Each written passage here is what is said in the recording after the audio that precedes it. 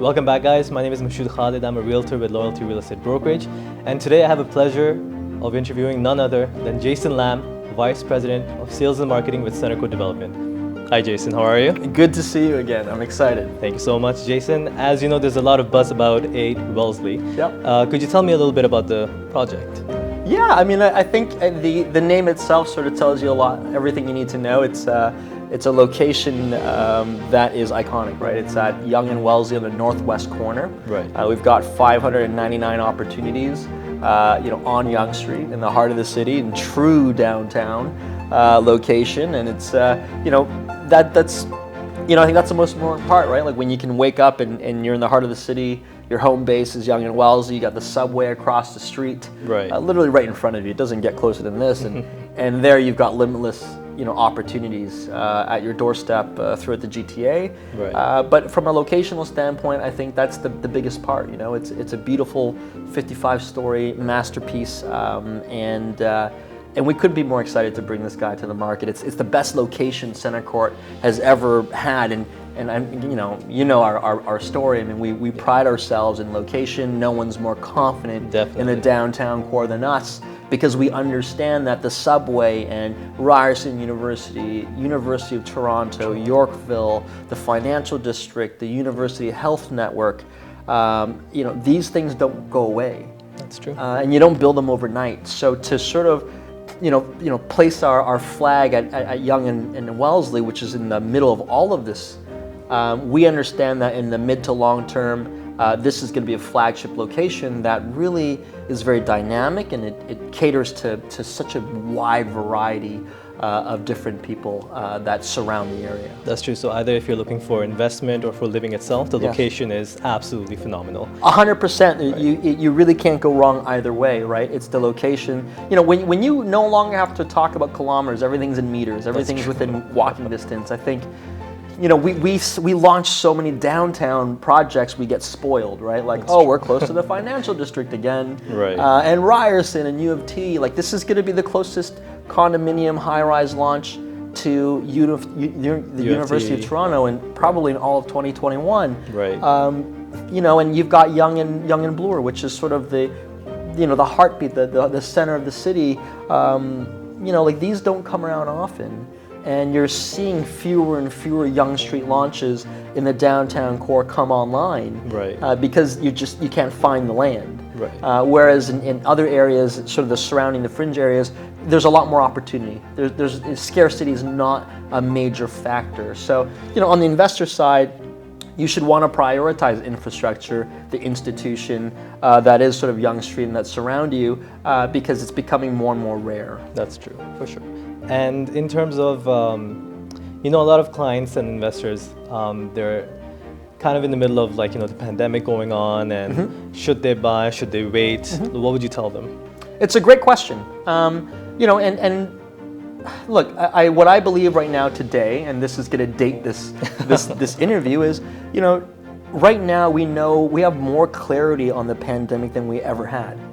Right? We found out today that there's a vaccine that's 95% effective. We didn't know that last month, 3 months ago, 6 months ago. Right.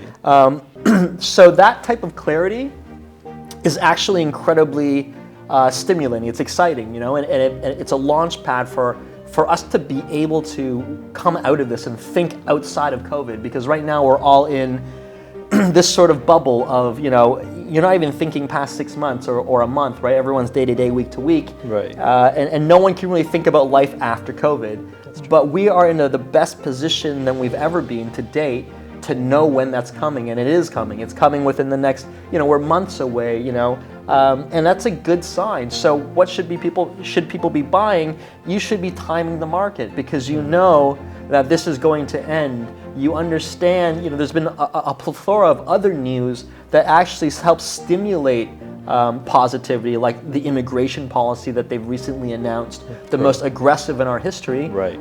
And we couldn't even come close to satisfying that influx, that type of demand. No one benefits more from an aggressive immigration policy than GTA real estate. And we've seen that for the last 5 to 10 years. That's true. And interest rates are the lowest they've ever been. So there's, there's just so much reason for optimism as long as you have a mid to long-term outlook. Right? We know we're going to get through this. We know immigration is outrageously aggressive, and it's going to be a huge, huge injection in our market. Right. So timing this, we're going to be ready and completed by 2025, maybe 2026. Okay. COVID will be a thing of the past. Right? Hopefully, Immigration policy will have been, we would have seen over 1.2 million people enter our country, highly qualified. Right. And why wouldn't you want an asset in one of the best locations in a world-class city, timing it for that, right? That's true. Would you want to close today? Maybe not. But that's not what this is about. This is looking to the future in a AAA location that is becoming more and more scarce. That's true. And based on the developer's history, Center Court, each of the project that they've done, the location-wise, the timing-wise, it's just been amazing. How do you guys even decide this location is the location to go, and how do you guys, what's the secret? Well, the secret I can't tell you. I mean, that's otherwise I'd have to kill you. For us, look, it's no secret we prioritize downtown. Right? The first is locationally. We believe in institutions, infrastructure, public transportation, key employment. Those things don't go away. They stand the test of time, and they can't be duplicated. You know what I mean? People want to say they're leaving the city. You're going to see a lot more people coming back to the city than people leaving the city in the new future. So for us, locationally, it's the themes that that downtown represents, which is sort of longevity. We know our investors are going to do well over time. It's the scarcity factor, understanding that this is going to be in demand pretty much forever. In terms of timelines, and I think what you mean by that is construction. Construction. Look, I mean, we get to construction as fast as we can. We're always zoned when we come to the market. Right. And we pre-plan. It's all about execution, right? Everyone has a construction team. So for us, it's about how we sequence our construction. It's about how we organize ourselves. We take this very seriously. It is our one job. It's to develop high-rise residential, and I don't believe that anyone does it better than us.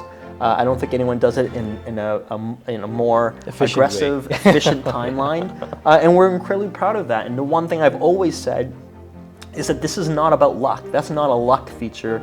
That is sheer determination, preparation, execution, and we've got the best construction team in the city, all of which is in-house. So when you're vertically integrated like that, and it allows you to control your destiny. You're not depending on third parties and their timelines and their work ethics and their attitudes. All of this is being controlled by us, and that's what makes Center Court so reliable and makes them so reputable. And we continue to pave the way to continue to bring more projects online. That's true. So I can see that the project's going full force ahead, and there's no stopping Center Court for sure. Yes. So what's the next step that the buyers should expect from Center Court? Now they're interested in the project. What should they do? What should they do? Well, look, it's as very simple actually.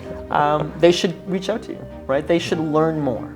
They should feel like there's confidence based on the information you're going to share with them, because there's so much to share.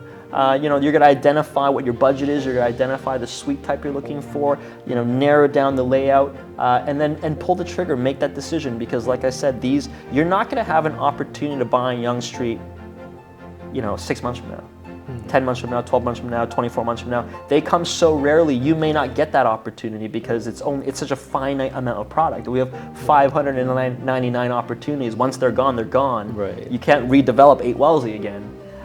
So they should contact you. They should learn more about the project, learn more about the builder, get confidence, in the market, because there's a lot of great data that's steering us in the right direction, and trust in Center Court, because again, we thrive on that, and I don't think there's anyone more active than us. Than you, definitely. And before I let you go, Jason, just 3 reasons you think people should invest in 8 Wellesley.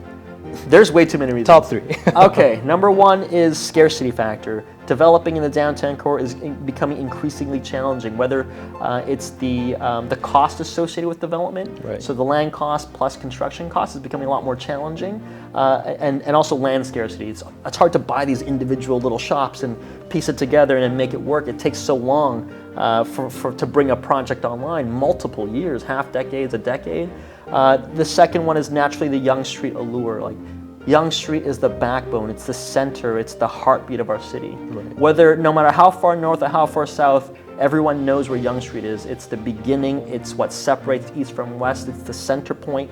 And I will say that there was no other Yonge Street in the GTA. You'll never find a Yonge Street again. Right. And as we continue to develop these locations, it's going to become more rare. And if I had to choose, I can't choose, I'm going to say, no, I can't choose. But look, when you're outside the subway, Right. when I can throw a baseball and literally hit the front door of Wellesley subway station, the opportunity that it gives you to the rest of the city, employment, entertainment, just having fun. I mean, that is the lifeblood of the city. From a cost of living, public transportation is the biggest driver. They have immense ridership, and so to have access to that, that's the amenity. The number one amenity of this building is not the lobby, it's not the gym, it's not the co-working space, it's not the design, it's the location, right? It's when everything is walkable, that really does define how much demand there's going to be, because everything's walkable. You don't need a bike, you don't need a car, you don't need an Uber. And so if I had to choose, and then there's U of T, and then there's Ryerson, and the financial district, and then University So Health many to Network, choose, and government buildings, like employment, right? Like, Right. look, downtown is all about high-end employment, lots of options. So, you put me on the spot with 3. I gave you like 6 or 7, and there's probably so many more. But how often does an opportunity like this raise itself? Not often at all, not often enough, and it's going to Right. become less and less and less. That's true. Yep. Thank you so much for your time, Jason. I appreciate it. Thank you so much, guys, for your time, for tuning in, and I hope you guys appreciate this interview and had more information about 8 Wellesley. If you need any more information, contact me at 647-832-0499. Thank you so much, Jason, for your time. Thank you so much. Appreciate it. Thank you.